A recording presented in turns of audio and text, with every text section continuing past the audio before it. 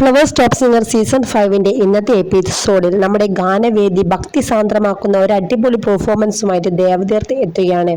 എല്ലാവരും കൈയടിച്ചൊരു നിമിഷം, കൈയടിച്ചൊരു പെർഫോമൻസ് എന്ന് തന്നെ പറയാം കേട്ടോ. 1998 പുറത്തിറങ്ങിയ ചിന്താവിഷ്ടിയായ ശ്യാമള എന്ന സിനിമയിലെ മച്ചകത്തമ്മയെ കാൽതൊണ്ട് വന്ദിച്ച് എന്ന് തുടങ്ങുന്ന അതിമനോഹരമായ ഒരു ഡിവോഷണൽ സോങ് ആണ് നമ്മുടെ ദേവതീർത്ത് വേദിയിൽ പാടിയത്.